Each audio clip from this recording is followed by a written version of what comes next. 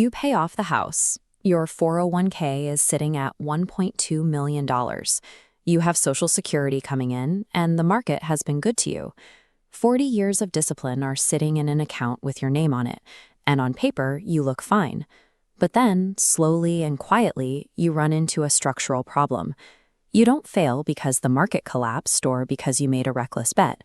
You fail because of 15 years of small, technically reasonable decisions that compounded into a disaster nobody thought to flag. For decades, your only job was to build wealth. You diverted income, let compound interest do its slow work, and watched the number grow. The goal was to fill the reservoir. But the moment you retire, the goal inverts. You don't need to fill the reservoir anymore. You need to irrigate with it. You need to pull water from specific gates in a very specific order. Opening the wrong gate at the wrong time doesn't just waste water. It floods your tax bracket, triggers government surcharges, and drains accounts in a sequence that costs you tens of thousands of dollars. The engineering required to build wealth is a completely different discipline from the engineering required to distribute it.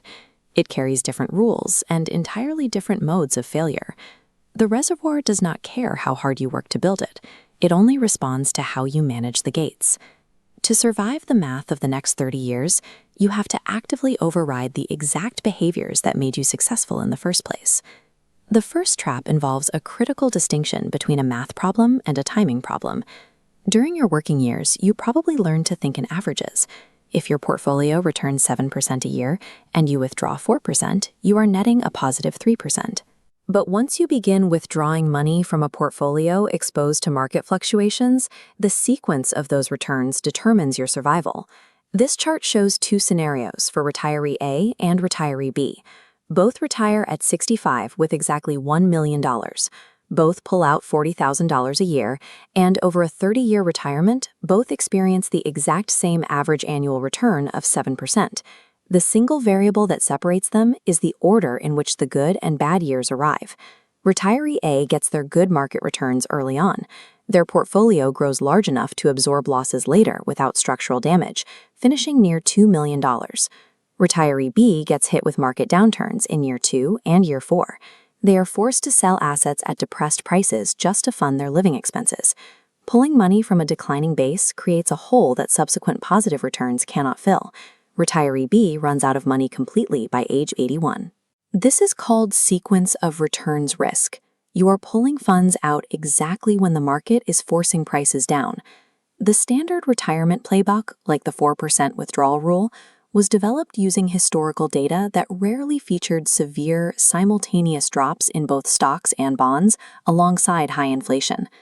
Real retirees facing those specific conditions today are testing the limits of that rule in real time. The mechanical fix for this timing problem requires holding 1 to 3 years of living expenses in actual cash or short-term fixed income. This is not an emergency fund. It is a specifically designated buffer held entirely outside your equity portfolio. When the market declines for a year or two, you stop touching your equities. You live off the buffer. When the market recovers, you refill the buffer. This creates a structural circuit breaker, ensuring you are never forced to liquidate your growth assets during a bad year to keep the lights on. The second gate is one the government built. If you spent decades contributing to a traditional 401k or IRA, you deferred your taxes. Starting at age 73, the IRS institutes required minimum distributions, or RMDs. They force you to withdraw a specific, escalating percentage of your pre-tax accounts every single year, regardless of your actual needs. This flowchart demonstrates how a forced withdrawal cascades through your finances. Imagine an $80,000 RMD from a $2 million portfolio. You add that to a small pension, plus $66,000 in combined Social Security benefits. Suddenly, your total income spikes past $170,000. The tax code is artificially generating income for you, pushing you into a higher tax bracket. This artificially inflated income triggers IMA, the income-related monthly adjustment amount. For a married couple, this hidden penalty can easily add $10,000 to $12,000 a year in Medicare premiums alone, simply because an RMD from 2 years ago pushed your income past a specific line on a government table. It also directly taxes your Social Security. Up to 85% of your benefits become taxable once your combined income crosses a specific line. That threshold hasn't been adjusted for inflation since Ronald Reagan was in office in 1984. A benefit meant to support your retirement is now being taxed at a high rate because of forced withdrawals you didn't even want to take. There is a specific window to engineer your way around this.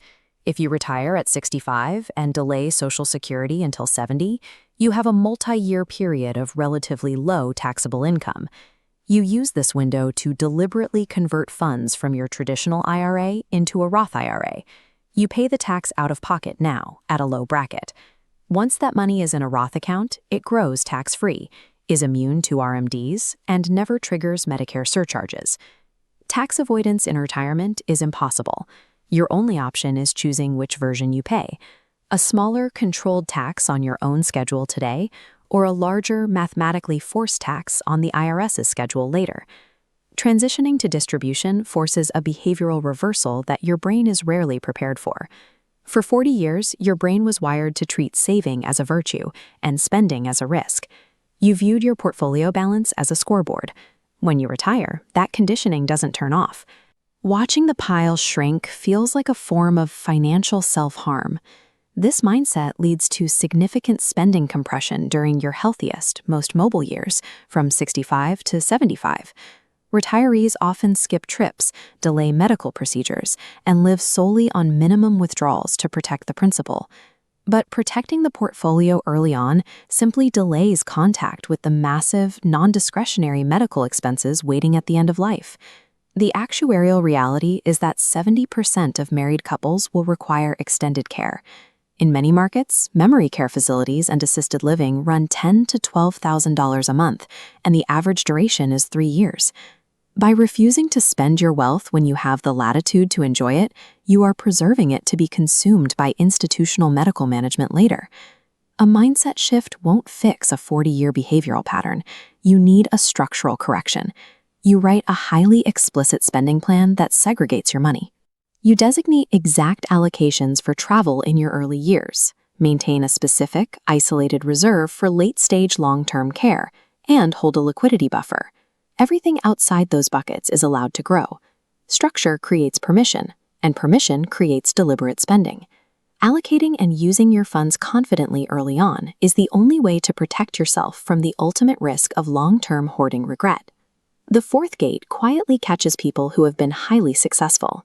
You might hold a massive equity position in a single tech company, or you have $600,000 parked in an illiquid suburban house that produces zero income and costs $15,000 a year to maintain. You refuse to sell because the capital gains tax bill feels too painful to absorb. You tell yourself you'll just hold the asset until you die to take advantage of the stepped-up basis provision, passing it to your heirs tax-free. But doing so forces you to carry full concentration risk for the rest of your life. A single stock can drop 60% in 3 months. Pinning a multi-decade retirement strategy entirely on a single tax provision that faces constant political pressure is a massive active risk. This lack of maintenance extends directly to your estate. There is a legal reality that catches families off guard in probate court. Beneficiary designations on retirement accounts are legally binding. They will override the instructions written in your will, every single time, without exception. If your will directs your assets to your current family, but a 20-year-old 401k document still lists your ex-spouse as the primary beneficiary, the ex-spouse gets the money. People routinely lose $800,000 accounts because a single, unmaintained piece of paper dictates the outcome. If you leave the system unmaintained, it will mechanically distribute the wealth you spent a lifetime building based on outdated rules and obsolete paperwork. It will completely ignore what you actually intend today. Decades of discipline and sacrifice successfully filled your reservoir. That is a massive achievement, but the rules of the accumulation game are over. Transitioning to distribution requires immediate active engineering. You have 3 urgent action items. First, build a dedicated cash buffer of 1 to 3 years living expenses to eliminate forced stock sales during down markets. Second, calculate the exact math on Roth conversions while your taxable income is low. And third, audit the beneficiary designation on every single account you own to ensure it matches your actual family situation today. The difference between total financial security and quiet structural collapse has nothing to do with how hard you worked. It depends entirely on how you manage the distribution gates from this moment forward. The rules of wealth management shift constantly, and the gap between the rules as you remember them and the rules as they exist today is incredibly expansive. Subscribe to Finox to stay ahead of the mechanics, protect what you've built, and navigate the system correctly.